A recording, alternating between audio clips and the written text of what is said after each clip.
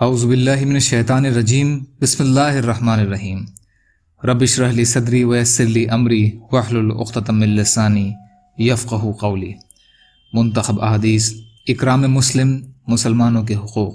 حضرت ابن عباس رضی اللہ تعالی عنہ سے روایت ہے کہ رسول اللہ صلی اللہ علیہ وسلم نے فرمایا، بے شک قیامت کے دن اللہ تعالیٰ کے کچھ بندے اللہ تعالیٰ کے ہم نشین ہوں گے جو عرش کے دائیں جانب ہوں گے، اور اللہ تعالیٰ کے دونوں ہاتھ داہنے ہی ہیں۔ وہ نور کے ممبروں پر بیٹھے ہوں گے، ان کے چہرے نور کے ہوں گے۔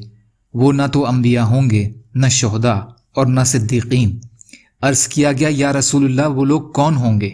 ارشاد فرمایا، یہ وہ لوگ ہوں گے جو اللہ تعالیٰ کی عظمت اور جلال کی وجہ سے ایک دوسرے سے محبت رکھتے تھے۔ طبرانی مجمع الزوائد۔ حضرت ابو مالک اشعری رضی اللہ عنہ روایت کرتے ہیں کہ رسول اللہ صلی اللہ علیہ وسلم نے ارشاد فرمایا، لوگوں سنو اور سمجھو اور جان لو کہ اللہ تعالیٰ کے کچھ بندے ایسے ہیں جو نہ تو نبی ہیں اور نہ وہ شہید ہیں۔ ان کے بیٹھنے کے خاص مقام اور اللہ تعالیٰ سے ان کے خاص قرب اور تعلق کی وجہ سے انبیاء اور شہداء ان پر رشک کریں گے۔ ایک دیہاتی آدمی جو مدینہ منورہ سے دور دیہات کا رہنے والا آیا ہوا تھا، متوجہ کرنے کے لیے اپنے ہاتھ سے رسول اللہ صلی اللہ علیہ وسلم کی طرف اشارہ کر کے کہا، یا رسول اللہ کچھ لوگ ایسے ہوں گے جو انبیاء ہوں گے نہ شہداء۔ انبیاء اور شہداء ان کے بیٹھنے کے خاص مقام اور ان کے اللہ تعالیٰ سے خاص قرب اور تعلق کی وجہ سے ان پر رشک کریں گے۔ اب ان کا حال بیان فرمائیے، یعنی اس کی صفات بیان فرما دیجیے۔ اس دیہاتی کے سوال سے رسول کریم صلی اللہ علیہ وسلم کے چہرے مبارک پر خوشی کے آثار ظاہر ہوئے۔ رسول اللہ صلی اللہ علیہ وسلم نے ارشاد فرمایا، یہ عام لوگوں میں سے غیر معروف افراد اور مختلف قبیلوں کے لوگ ہوں گے جن میں کوئی قریبی رشتہ داری بھی نہیں ہوگی۔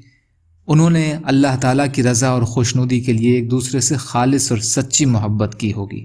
اللہ تعالیٰ قیامت کے دن ان کے لیے نور کے ممبر رکھیں گے جن پر ان کو بٹھائیں گے، پھر اللہ تعالیٰ ان کے چہروں اور کپڑوں کو نور والا بنا دیں گے۔ قیامت کے دن جب عام لوگ گھبرا رہے ہوں گے، ان پر کسی قسم کا خوف و گھبراہٹ نہیں ہوگی۔ وہ اللہ تعالیٰ کے دوست ہیں اور ان پر نہ کوئی خوف ہوگا اور نہ ہی وہ غمگین ہوں گے۔ مسند احمد۔ یا اللہ ہم سب کو کہنے سننے سے زیادہ عمل کی توفیق عطا فرما۔ یا اللہ جو مظلوم ہیں ان کی مدد فرما، جو پریشان حال ہیں ان کی پریشانیوں کو دور کر دیجیے۔ یا اللہ جو قرض میں ہیں ان کے قرضوں کو ادا کرا دیجیے۔ یا اللہ جو بیمار ہیں انہیں صحت عطا فرمائیے۔ یا اللہ ہم سب کو اپنی استطاعت کے بقدر اپنا حق ادا کرنے والا بنائیے۔ یا اللہ صبر کرنے والا، شکر کرنے والا اور اچھی طرح عبادت کرنے والا بنائیے۔ یا اللہ بغض، حسد، جلن، کینہ، تکبر، ریاکاری سے ہمارے دلوں کو پاک کر دیجیے۔ یا اللہ جو دنیا سے چلے گئے ان کی مغفرت فرمائیے۔ یا اللہ ہم سب کو صراط المستقیم پر ڈال دیجیے۔ یا اللہ جنت کا راستہ آسان کیجیے۔ یا اللہ جہنم کے راستوں سے آڑ کیجیے۔ برحمتک یا ارحم الراحمین۔ لا الہ الا اللہ محمد رسول اللہ۔ السلام علیکم۔